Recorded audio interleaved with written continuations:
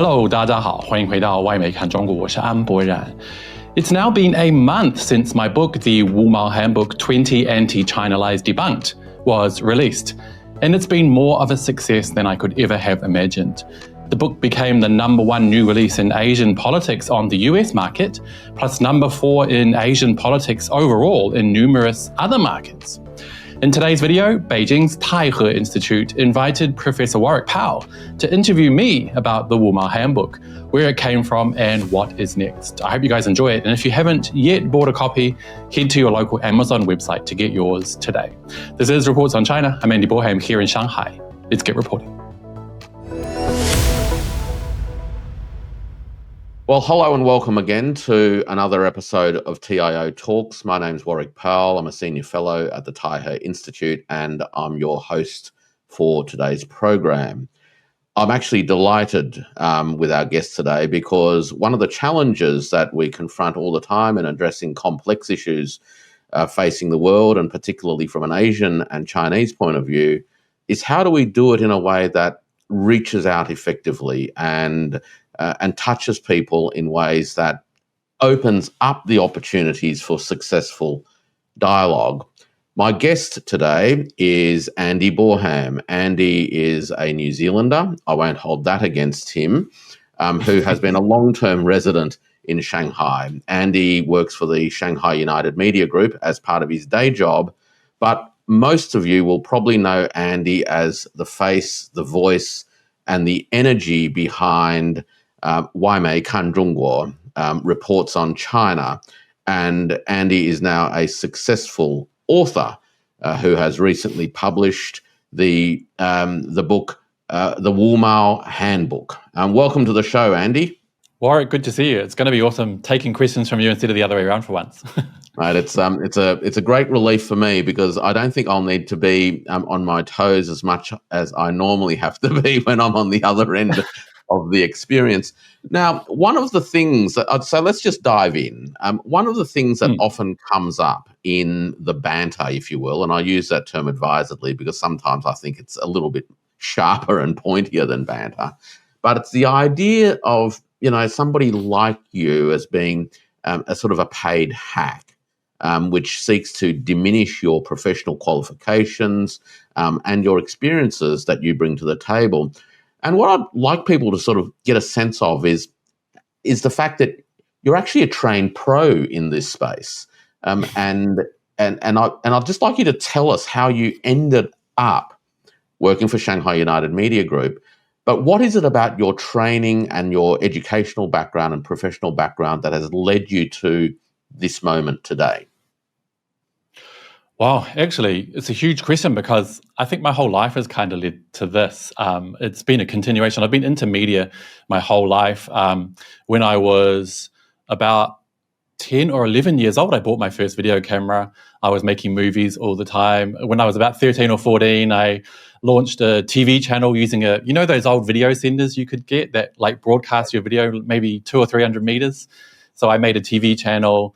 At intermediate school, I was the publisher of our school newspaper during the elections. So I had to go and interview candidates and stuff for the class presidency, which was awesome. Basically, I've just been doing media my whole life. I made a newspaper in my street as well when I was younger called Ko-Fi Kids News. Got in a bit of trouble with the police for that after some scandals involving violent neighbours and things like that. So I learned early on the power of the media, I guess. As a kid, I've been just obsessed with media the whole time. So first I went to film school when I was 18, straight after high school. I was at that stage interested in making films and stuff. That kind of subsided after I learned about the politics involved. You have to do a lot of networking and sucking up to people. I'm not into that. So I kind of moved on. I launched a national newspaper. It was printed on newsprint, but it was more like a magazine, we ran for about 4 years, which was pretty awesome. Done radio shows, written for various media. And then I worked in politics for a short time while I was still studying at Victoria doing my undergraduate, helping a small party leader with some media stuff. So I think the whole journey has kind of led to, it's just kind of an evolution. So how did I end up at Shanghai United Media Group? Well, I was studying my master's at Fudan University here in Shanghai. And obviously really interested in how Chinese media works. It's completely different. Well, for a novice, it's completely different than Western media, which is kind of viewed, as you know, as very open, very free. Oftentimes, I think there's a media transparency or a media freedom list. New Zealand was always right at the top, either number 1, number 2, or number 3. In China, under the Western standards, was always right at the bottom. So I was really interested, like, how does it work? Is it censored? Is it run by the party? I was very, very fascinated. So I did an internship actually at Shanghai Daily. Well, first I did an internship at Sixth Tone for a summer, then ended up at Shanghai Daily. Was there for the last year of my master's, and then when I was about to graduate and wanting to go do maybe a doctorate or something else, they sprung it on me. They were like, you should stay here. So I stayed, and it's pretty much led to today. Now I do a show, like you said, Reports on China, which I started about 3 years ago. That's also under Shanghai Daily. 工作室, we have a media, what's it called in English? A studio. And so, yeah, that's basically how I ended up here. And I've been learning about Chinese media ever since, I guess. So that curiosity that brought you down this little rabbit hole, what have you discovered? How have you answered the original questions that you had when you first moved from Fudan University into this internship and ultimately to being in this position now for about a decade or so, I guess? Yeah, about 8 years, I think, in Shanghai Daily now. What I found was actually Chinese media is very free. There are a few red lines you can't cross, obviously. And then it's important to realize that in China, media is kind of an extension or underneath the government. It's part of the government. Whereas in the West, there's this really clear distinction. Obviously, media and government need to be and have to be legally completely separate. I mean, if you found some instances where maybe the government had been colluding with the media in New Zealand, for example, heads would roll. That would be a big scandal. But in China, media is actually part of the government. It's not directly a part of the government, but it's under the government. So, there's a few red lines you can't cross. For example, you can't push for separatism of the country, which seems pretty obvious. You can't promote Taiwan independence or mention maybe that Hong Kong should be separate or whatever. You can't incite ethnic hatred or instability in the country, things like that you can't do, which seems pretty obvious. But other than that, I think it's really quite free. So that's probably one of my biggest takeaways. Actually, it's not as exciting as it seems to outsiders. Like a lot of people say to me, oh, you work for the CPP, blah, blah, blah, and they make my life sound so exciting. It's actually not. And that's probably the biggest thing I found out. One of the interesting things that I've personally found about Chinese media is that it actually has a very old world feel, meaning that it feels like reading newspapers from 30 or 40 years ago, a little bit bland, a little bit too newsy, very little opinion actually, sort of a little bit facts and figures oriented. Is that part of its sort of systemic role, that it's really there as a transmitter of information, as opposed to the kind of roles that media in Western countries have kind of evolved into, which is an opinion-setting role, and an editorializing role, and of course at times a prosecutorial role vis-a-vis whether it's government or something else within the society. Is that how you're sort of still sensing it, living and working in that environment? Yeah, I think so. I think a lot of people don't realize, like they call it this big propaganda machine. I think Chinese media, one of its big roles is getting, like you said, getting information across, important information to the public, keeping the public informed. Stability is a huge thing with Chinese media. Like in China, you're not going to see stories about, even though it's hideous, like, for example, one old lady had a break-in. She was mugged in her home while she slept. In New Zealand and Australia and the US, that would become a huge story and people would be freaking out. And I don't actually think that's necessary. You know the saying of Western media, if it bleeds, it leads. And that's really what it is. It's dramatic. They want to find conflict. That's part of the modus operandi of Western media, I think. People want scandal and drama. And they're not used to this. Like when it comes to China, they're not used to media that is just putting across factual information people need to know. You mentioned editorializing. I think there is a lot of editorialization here in China when it comes to content that doesn't relate to those red lines or topics that are of national interest. For example, I think the saying 吃喝玩乐. Like people love to do content on like fun things to eat and drink, things to do, the latest movies, games. That is probably the area where you see the most. I guess it's most free because it's of no consequence. But of topics that are of consequence, that are important to stability, the government leads that. And I think it's actually really good. I think the Western and the Chinese models they're at loggerheads with each other. They're completely different. But I think both have pluses and both have minuses. So that's what's been interesting to learn. Yeah, it seems that the ways in which public authorities are, in a sense, held to account in the Chinese environment relies a lot more on very specific organs of state to do the investigative work and to address issues of corruption and malpractice and malfeasance. Whereas it seems that in the Western environment, a lot of that public responsibility has, in a sense, either fallen onto the shoulders of the media or the media has decided that it has a role in doing that. And that division of labour still remains quite firmly in place in China. Would that be, roughly in line with your experiences as well? Yeah, I think when it comes to that, you mentioned corruption. We see a lot of stories in Chinese media of officials that have been removed from the party or sentenced for corruption. That is definitely left up to the media. You won't see, especially media like Shanghai Daily, going out on its own, 主动的, going to find those kind of stories or investigating or things like that, because that is really left up to those organs that have a lot more experience and professionalism in that area. There's whole bodies in China that are set up just for discipline, which a lot of people find interesting, especially in the party. So I think people are held to account at a lot of more of a higher standard. I think if you're going to relegate that kind of thing, I mean, it does have its use in the Western system. It's like in China, the governance system here really suits China. So I wouldn't even say maybe other countries should emulate China or anything like that. You need to do what's, good for you, good for your history, good for your people, matches your culture. But in China, I think you're right. That sort of stuff is relegated away from the media, and the media just reports on it, which I think lends to stability, professionalism, and I think it gives people a lot more confidence in the government. Now, people overseas might turn around and say, well, we need someone outside of the government to be doing that kind of job, digging around and things like that. And there might be some basis to that, but I think it really works for China. One of the interesting things that I've found in terms of, your journey is that about 3 years ago, you kicked off this program, Wumao Handbook. What is it in English again? Reports on China. Reports on China. And it was really a way of responding to the ways in which the Western media had increasingly began to frame China.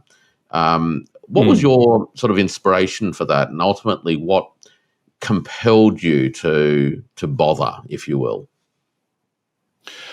Well, actually, my inspiration for doing my own program happened a bit before that. Actually, probably back to the Hong Kong riots, the whole mess there. In Shanghai Daily at that stage, because as I mentioned before, the media in China has to relegate certain important issues to Beijing media. It's very hierarchical. So when it came to the Hong Kong riots and all of that, we weren't allowed to go out and create our own stories. We needed to post what was given to us from above. And I thought their job was absolutely ludicrous, absolutely terrible. They did a terrible job. And I said to my boss, this stuff that we're posting from Beijing is just, it's not going to work with a Western audience. Like what it felt like was Chinese content just translated into English. It was like the way they were speaking was aimed at people who already understood a lot more of the Chinese culture. And I don't think it would go down well in the West. And it didn't. So I said to my boss, I want to do something myself. I want to, I think I can target foreign readers, foreign viewers better with more understanding. And they were like, we can't, this is how Chinese media works. We just need to leave it to Beijing. So I was like, so I was thinking, what could we do better? And a few years after that, I think 2 years after that, I had the opportunity to make my own content. And of course, my undergraduate degree was 3 majors, media, political science, and Chinese. And I think those 3 really go well into reports on China. So I said to my boss, I want to do a show in my own style, kind of hitting back at these Western media narratives about issues in China that they're painting in such a biased and untrue way. And my boss initially was like, would anyone watch that? And I was like, let me do one. And it went really well, and the rest is history. So I think what I try to do is, I mentioned before that in the West, the media really works on a if it bleeds, it leads kind of modus operandi. They want drama and scandal. So in a way, for me, when I'm telling stories from China to a Western audience, I try to put a bit of that in there, even though I don't agree with it that much. So you need a bit of scandal, you need a bit of I don't know, you need to kind of up it a bit and not be so nice, because Chinese media is very nice. So I kind of attack Western media. Spice it up. I can attack Western reporters, exactly. And it worked. People want to see that. So it's completely different what I do, even though I work for Chinese media, because my audience is overseas. So I can kind of put in a bit of the spicy aspects that make foreign viewers believe it more. If you tell Chinese stories and you're only telling the positive sides, and this goes for negative stories about other countries as well. China doesn't like to even bring up negative stories about other countries, which I find, honorable, but it just doesn't work for a Western audience. You need to have a bit of scandal, have a bit of spice. So that's what I do with reports on China. I think it's working with Western viewers, I hope. You actually also have a fairly substantial social media footprint in China as well for reports on China. There are, of course, a lot of English speakers living in China. How do you navigate these 2 audience ecosystems, so to speak? Well, I don't consider, even though my Chinese, they say fan base in China, but it sounds a bit cocky. My Chinese follow number is much higher than in the West. I think I have about 3 million followers here in China. I don't target my content to them at all. So when I'm making content, it's not even in my mind. I'm just thinking, for my Western audience, that's the main goal. And then any views we get in China is just a bonus. So all we do is take the exact same content and add Chinese subtitles. Well, actually, we have English and Chinese because, a lot of people want to learn English through my content. And we make some more Chinese-style thumbnails and add text and everything in a catchy way for Chinese audiences, but the content remains the same. So in terms of navigating both audiences, I don't. I just aim for my Western audience, to be honest. How have you found the experience over the last 3 years in terms of the effectiveness of the program, how you've adapted and modified it as you've gone? What kind of feedback have you gotten, both from a good point of view, but also, as you'd expect, from the, let's call it the trolling perspective? How have you sort of coped with all of that? Well, there is a lot of trolling, as you know, especially on Twitter, or X as they call it now.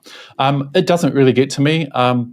In terms of feedback, I get a lot of positive feedback on YouTube. I think 99% of the feedback is positive. So actually a lot of the time I kind of just glaze past it and look for the negative feedback, because I want to know when I've got outside of the bubble, so to speak. But in terms of changes, I've figured out people have a short attention span is one of them. So I used to, in the beginning, I would have maybe 3 stories in one video, like 3 different news stories that I'm breaking apart. People don't tend to watch it. They want to have like a very focused, very driven 7 or 8 minute video. I found my viewers like that the most. So I've kind of tailored it more towards that and tried to keep it short and snappy. What else? People love to make fun of my hair. I don't really get it, but that's what the trolls often say. That they just say, "Oh, you've got a communist haircut" or something. So I'll joke back and say, "Yeah, I have only like 7 styles I'm allowed to choose from, so this is the one I chose. Get over it." But a lot of the time, the trolling feedback is not useful at all. I wish it was. Like, I really want people to say to me, "I don't agree with you. This is why," and lay down the arguments. For example, under a certain video, they could say, "You said this, but I think blah blah blah blah blah." They never do that. They just do ad hominem attacks, so it's actually not much use. But yeah, I wish there was more negative, what do we call it? Constructive feedback. But I think it's too much to hope for. The other thing that you did do too, of course, you were brandished quite early on in this process as part of the Wumao, which is Mm. a bit of tar that is thrown at particularly Westerners who are talking about China in more constructive or positive terms. Now, for many people, that tarring with the Wumao brush would have really knocked them about a little bit. But it seems that you've absorbed that and flipped it on its head and brought a sense of irreverence to the way that you go about what you do and how you tell the stories. And could you just tell us a little bit about how you thought about that process and ultimately what you did do to turn what were negative energies into, in a sense, a launching pad for something new? Well, actually, to be honest, I don't think I was the one that first started it, but I came up with it independently. You know how some people come up with the same thing at different times. I think after I started promoting it and my Twitter really kicked off and I got more followers, I think I promoted the Wumao tag right from the beginning. Like, you should be proud. Like, you want to call me Wumao? You think that hurts me? Like, I'm happy to be saying, telling you the truth about China. So I made badges and merchandise and cups and things like that to try to turn it around. And then I found out slowly, once I got more familiar with a lot of the other people that had been on Twitter longer in the China space, particularly foreigners, they'd been doing it for a few years already. People like Daniel Dumbrill, he already made Wumao t-shirts and stuff. So people have been doing it for a little while. So I'm just part of the movement. But I think, it takes the wind out of their stupid accusations. And it's funny that you mentioned that it's popular in the West, because you say Wumao, it's obviously a term from China. It means 50 cents. The accusation is that we're paid 50 cents per post to say something good about China. But actually in China, a lot of people don't know what Wumao means. So I called the book the Wumao Handbook, but when we release it in China, there's a very big chance it won't actually have this name because people don't know really what it means, which is interesting. Yeah, it often happens a lot, doesn't it, where terms that are used in the Western context to talk about China or to talk about how people talk about China has absolutely zero resonance at all in China itself, and it's a very very Western cliched approach to actually thinking and talking about these things, which creates this gloss of insider sense, that Wumao, that's Chinese, therefore it's got some relevance, but actually, in fact, it has no resonance at all. Now, this book, right? I was in Shanghai a little while ago and saw the work in progress, and so congratulations, firstly, on bringing all of that work to fruition. Could you just talk us a little bit through, again, your inspirations for it, why you did it, how you thought through the design, the feel, I guess, because you can tackle these issues in many different ways, and you've tackled it in a very particular way that introduces some artwork as a way of illustrating core messages and themes. And I'd just like you to firstly just, again, give us a little bit of behind the scenes of how this Wumao Handbook came to be, firstly. And eventually I'm going to hit you up for a few of your favorite sections in it as well. Okay, well, actually, because of that whole Wumao branding and people calling us Communist Party propagandists and things like that, I wanted to do the design as if that were really the truth. So I did with the artwork and everything, a very kind of propagandic feel. It looks like old propaganda from the Cultural Revolution. And that's kind of the look I was going for, and the feeling as well. Like, it's very simple and it looks kind of, from a Western aesthetic, I feel like it looks kind of communist, and that's exactly what I was going for. And actually, I've done that for a little while with my merchandise. I'll just show you this enamel mug I made. The old enamel, it's like in the West, we take it camping, but this is like one of my mugs I made that looks like, try and focus it there. It looks like those old kind of it just has a communist feel. I know that sounds stupid, but I think that's how the Westerner would look at it. And that's kind of the way I've gone all along, because I think it's a really cool aesthetic. And I think people who appreciate my program would appreciate this look. So that's what I've kind of tried to tie it together with everything I do. So I guess I wanted to have a concise, like kind of 70s or 60s style handbook that, you know, how they used to have like those Boy Scout handbooks, you know, they'll teach you how to tie a rope and how to survive a flooded car and things like that. It's kind of what I was going for. So this actually has an alternative title, which I didn't put on the cover, but it's called the Wumao Handbook, or How to Defeat an Anti-China Troll. So what I imagined was people, you know, they're online, they see an anti-China troll, and they'll grab the book and be like, oh, what's he talking about? Oh, he said slave labor. Flick to the slave labor page, find all the information. It's kind of like a Boy Scout or Girl Guide handbook. That's what I was going for. So yeah, that's kind of what I worked for, and I thought it would be good to have. I was going to go for more, but it takes quite a lot of research to get all the facts, because you want to back it up with the facts. Obviously, you don't just want to spout on. So there's some big issues in here. There's 2 chapters on Taiwan. One of them is the lie that Taiwan is a country. One is about the Taiwan invasion. So clearly there's a lot of material you need to go through to find out, you know, the actual reality, what the real situation is, and how to fight back against those trolls. So yeah, that's what I was going for. I think I answered your question. And what did you learn in the process of putting it together? What were things that you discovered about China that you didn't know?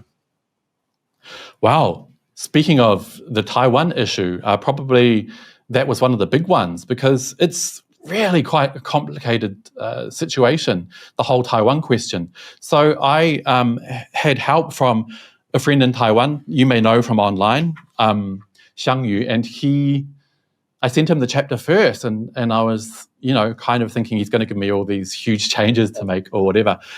He understands the situation much deeper than I do, so he came back and gave me a lot of suggestions, pointed me to some research and some historical facts and even some recent facts. So I learned a lot about Taiwan and the Taiwan question actually in writing this book. So I really hope in the next, because this is volume 1, I hope in volume 2, I'll learn even more about that. So it was a journey for me as well. Like, people will say to me, oh, wow, you've done a Wumao Handbook debunking 20 anti-China lies. You know so much about China, but it's not the case. Like, doing this book was actually a learning experience for me as well, doing all the research. So probably I learned a lot about every single topic in here, I would say. You've mentioned that there's 20 lies. Obviously, there were more, but you had to trim it down. You've talked about the possibilities, or in fact, the inevitability of volume 2. How did you select the 20? What shortlist methodology did you use to say, look, I think these are going to be the main topics for volume 1? Well, I came up with a list of about 50 anti-China lies, and then I thought I need to add. I wanted to have a balance in there, because, you know, when I mentioned the Taiwan chapter, that's the first chapter, and it's actually the longest chapter in the whole book. But I want it to be really concise and not too daunting for the viewer. So while I would love to have included every single lie and done a book of 50, I figured I need to kind of intersperse the larger and more in-depth chapters with much shorter ones. For example, in here, the chapter on the China, what is it called? Social credit score, social credit score, which is one of the huge lies. Basically, that's 1 page long.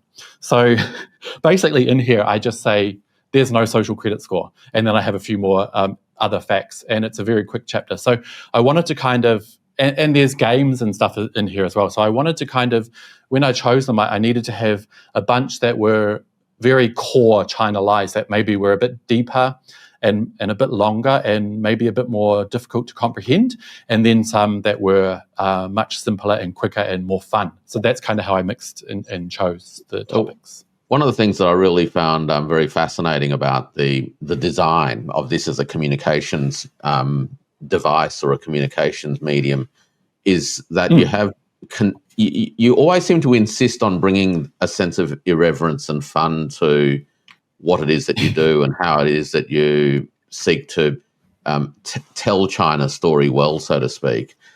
Now, this book has, as you mentioned, some games, but the other thing that I particularly like about it and maybe it's a personal thing, is that you commissioned illustrations to go with each of the chapters and had a very particular aesthetic sense that you wanted to achieve with that. Tell us a little bit about that, the way that you thought about how you should illustrate the book, because it could have been just a boring encyclopedia, right? Yeah, I like I said before, I really wanted to go with that kind of propaganda theme. I think it also adds fire to the anti-China trolls. Like I kind of want to pee them off as well. So I'm just riding into the whole thing of them calling us propagandists and Wumao, I guess, by just making it very propagandic looking. So I went with this style, which was very popular during a lot of periods in Chinese history when this kind of, those big street posters were popular. Yeah. And of course, it's the same as on this mug as well. I'll try and focus it. It's the same style. Socialist realism. That's a cool term. So yeah, I wanted to use that, and I added some. I wanted to add some humor into some of the illustrations as well. Some of them aren't that. Some of them are kind of more just illustrative, and some of them are more humorous. Like one of my favorite ones is this chapter, line number 15. There are no birds in China, and this illustration, it's kind of that feeling, but it's just kind of silly. Like the illustration showing that there are birds in China has an actual human bird sitting there eating at a night market stall, which I just think, I really love this illustration. It's one of my favorites. So there's a lot more treasures in there with the illustrations if you want to grab the book. We were initially going to do illustrations for every chapter, 20 chapters, but in the end we only ended up doing 8 because it was just taking too long. So hopefully in the future we can have more and extend on that, because I really do enjoy this style. And also, if you grab the book, there's a funny note that I put in the acknowledgements page. Anyway, if you grab the book, read that, because it's more fodder for the haters. You're really going out of your way to have a bit of fun with all of this, but quite obviously. You have to. Honestly, you have to. Like, there's no way around it. Today is, I think, the 22nd or the 23rd of May. So the book hasn't been out very long, but it's already hitting some fairly substantial numbers. I think it's hit the number 1 bestseller on Amazon in its category. It's like number one new release in Asian politics, which is pretty cool. It's obviously a pleasant surprise, but is it a surprise, or how has been the feedback so far? Clearly, it's struck a chord. It's hit a bit of a note out there in the world, really. I hope so. We've had a lot of customers, I guess you'll call them, from the US is number 1, and the UK, Canada, and Australia. And Australia has to include New Zealand, I think, because the New Zealanders buy it from the Australian market. So I think a lot of people are now just more open to finding out the truth about China, especially this year. China's had so many wins, including when Xiaohongshu Red Note became popular. Like China is just becoming cool this year. So I think it's the perfect time to release such a book. And I think people are more open this year alone to reading something like this that may not have been last year. And especially with the Trump tariff situation, like how China has stood up and kind of pushed back has given people a lot of, people are taking a second glance at China and saying, maybe I've thought wrong about this huge country, which is awesome. So yeah, the book, it's always a surprise for me when something works out. People say to me, you've got 100,000 followers on YouTube now. Like, of course people bought the book. It's like, no, not necessarily. Nothing's ever a given. That's how I like to look at it. So any success, I'm really, really excited and honored about. So thanks to everyone that's bought it. But in terms of the numbers, it reached number 1 in the US market for new releases under Asian politics. Then it reached number 4 overall in the Asian politics section in the US, number 4 in the Asian politics section in Australia, and in Canada it reached number 16, top 20 for international politics. So it's really awesome. I do think, though, that because I just released a Kindle version yesterday, people were saying from the beginning they wanted a Kindle version. And I was like, oh, that's so boring, because I really feel like if you can hold a book, like this is how I intended it, it's like a handbook. I kind of wanted to force people to get the book. But a lot of people wanted a Kindle version, and I didn't kind of buy it. And then when the book went on sale, a lot of people were saying, oh, I can't buy it because I only read Kindle. So I released a Kindle version yesterday, about a week after the launch. So I think maybe if I released all of those, the Kindle version from day one, it might have even reached number one overall in those sectors. Who knows? We'll see next time. So apart from volume 2, what are the big projects coming up for Andy Boreham? Put aside the day job. You obviously have got a fertile mind where you're constantly thinking of interesting, let's call them side projects, though I'm not really quite sure whether they're side projects or not. So what can we look forward to over, say, the next 3 months, 6 months to 12 months from the fertile mind of Andy Boreham? Well, at the moment, I'm still working on the Chinese version of the Wumao Handbook, because we have to find a Chinese publisher, which we've done, which is really awesome. We're in the final stages chatting with a Chinese publisher, which is so exciting for me, because this version, the international version, is actually, you could call it self-published. I just put it on Amazon, which is what a lot of people do now. But in China, it kind of works differently. So you need to get an ISBN number, which this has as well, but it's a whole different process. So of course, we're not going to release this version in China. And I was hoping that we'll find a Chinese publisher, and we have, which is awesome. So we're working on putting together, it's going to be a bilingual version, obviously Chinese and English, and I think they call it 对照, like the languages are together. So it's kind of like a tool, because a lot of my followers in China actually follow my content because it's a topic they like, and because they want to follow a topic they like to learn English. So I think any success we have in China selling this book will be to people who are primarily using it to learn English. So that is super exciting. And what it means is, because when you sell a book like this on Amazon, you only have the set sizes. They have, you need to choose this, or this.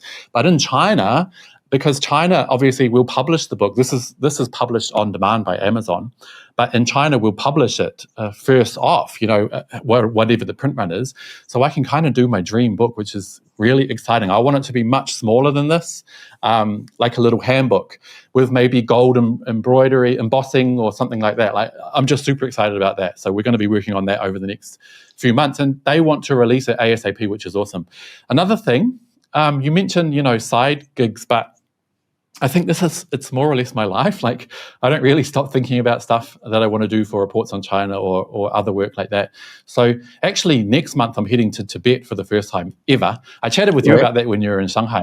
Where are you going? Tibet. Xizang? Xizang. I should say Xizang. Oh, to Xizang. That was Tibet. Me being a little bit cheeky. I was like, can you not hear me? Okay, I get you. And actually, we mentioned in the book why it's called Xizang as well. So should I read it out? Because this is really interesting, and I think a lot of people don't know this. It's a really brief note as to why we call it Xizang now. Okay, here we go.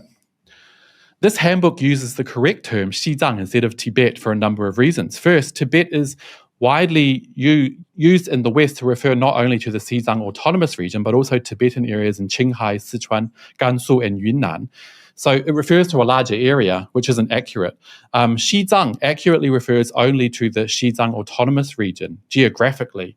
And secondly, and this is a big one that a lot of people don't know, in 1977, the UN adopted a resolution which requires the use of the Chinese phonetic alphabet, which is pinyin, as the standard spelling of Chinese place names in the Roman alphabet. So it's required basically legally. And thirdly, obviously the use of Xizang instead of Tibet removes that political, the political confines of the region as defined by Western institutions and separatist forces. So I think that's really interesting. Like, I always knew that it was about taking the power away from the Western narrative. Obviously, people say, you ask them, what's the first thing that comes to mind when you hear the word Tibet? They'll reply, free Tibet. So that name is just cloaked in Western garbage. So, but also to find out that there's UN resolutions and stuff relating to that and legality is really interesting. So it is Xizang. But in the book, every time I write Xizang, because people don't know what it is yet, I put in brackets with speech marks Tibet. So you're heading That's there. why I said Tibet. So you're heading there to do some reporting. To do a film, actually. If you've read my book, it's basically going to be about the chapter in here on Tibet, which is called Free Tibet, which is basically talking about how hideous of a place that area was before 1959, before 1951, when it was liberated in 1951, but kind of Buddhist rule, which I think was devastating for the local people, ended when the Dalai Lama left in 1959. So I'm going there to basically do a short documentary on that chapter in this book. So it's going to be super interesting. We're going to, obviously, the capital, Lhasa, and then we're going to another place called, what's its name? Something like that. I forgot the name. But it's a place where Shanghai government has a lot of connections. So we're going to go and check out that place, which has one of the biggest remaining,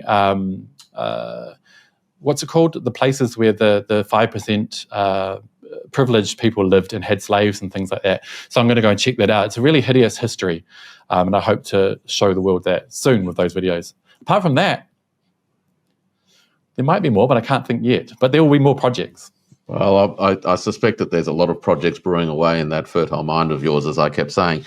Look, we're running out of short of time. I guess I just wanted to invite you to give us one final thought on the broad question of how information, I guess, about China affects the way that the world works and how it is that people can access better, more accurate, less distorted information about China and I guess become liberated themselves, I guess, to be able to think openly about the possibilities of a foreign country. So what are your thoughts on that? What is actually a massive topic? It's a huge topic, but I think it's important to realize for people, especially in Western countries, that's my target audience. They are highly propagandized when it comes to China.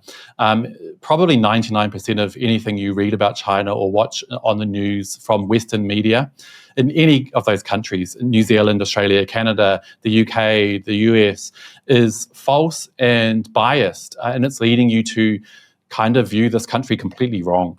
And I think a lot of that mainstream media power is being taken away at the moment from social media. You know, TikTok obviously is more open than a lot of the other social media platforms. And then you have Red Note, where a lot of Americans particularly, but also other Western citizens were able to see and experience the real China and chat with real Chinese people. So I think the wind is being knocked out from beneath the wings of the biased Western media, which is pretty awesome. How can people get better information? You could follow reports on China on YouTube, but also one of the things I really recommend is to read the daily press briefings from the foreign affairs spokespeople in China. It's in English. The press briefings obviously are Mandarin Chinese, but they translate it into English really quickly, and it's posted on the same day. So basically, if you've seen the White House press briefings where the media asks questions about whatever topic, that's what happens every day in Beijing with the foreign affairs spokespeople, and they put all of the questions and all of the answers directly in English on their website every single day. So if you want to know China's thoughts on any of the hot topics, for example, if something happens in the world to do with China and you want to know the truth, go and check out what the foreign affairs spokespeople have to say, and you'll get it from the horse's mouth. I think that's probably one of the most valuable things people can do. Well, we've reached the end of the show, Andy, and I'm really grateful that you've spared us 40-odd minutes to share with us your backstory and also give us some insights into what inspires you to do what you do. People can, of course, find Andy's book, The Wumao Handbook, on Amazon, electronic versions and also paperbacks. And we look forward to version 2. We look forward to more videos and stories from your studio. And of course, we look forward to the regular episodes of Reports on China. So thanks again, Andy, for joining us. And hopefully you got a chance to relax a little bit instead of having to prepare to ask the questions. Thank you so much, Professor. And also thanks to the Taihu Institute for having me today. Absolute pleasure. Thank you guys so much for watching. Like I said earlier, if you haven't got a copy of the Wumao Handbook yet, head along to your local Amazon site and grab one today. I will see you all next time. Thanks so much. Bye-bye.